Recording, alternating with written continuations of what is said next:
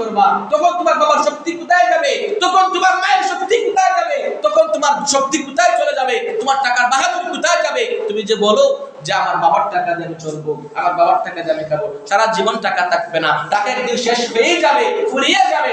টাকা আজকে কালকে নাই, কিন্তু কথা সারা জীবন থাকবে। আচ্ছা না, কোন মানুষকে আঘাত করে কথা বলে সারা জীবন থাকবে।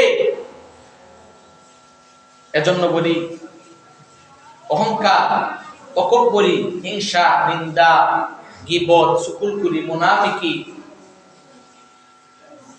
এই সমস্ত থেকে আল্লাহ আমরা বিরত রাখতাম আর নামাজের দিকে আসতাম।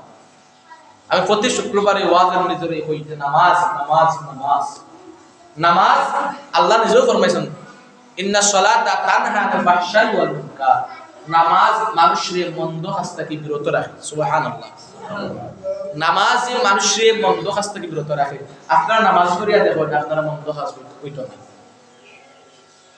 আমি তো একজন যুবক, আপনারা যারা যুবক আছেন এরা বাদ, আপনারা যারা যুবক আছেন আমিও যুবক, আপনারাও যুবক।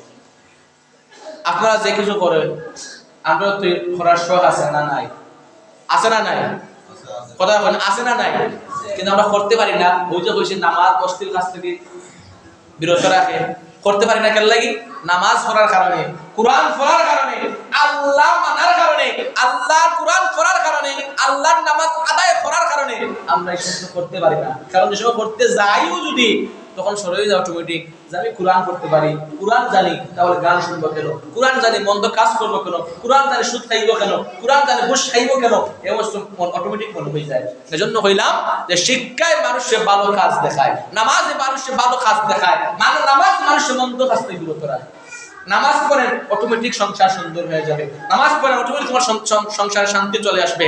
নামাজ পড়েন, রহমত চলে আসবে। তুমি নামাজের দিকে আসো, তোমার আল্লাহ পাক নিরাপদ। সুবহানাল্লাহ। কিন্তু আমরা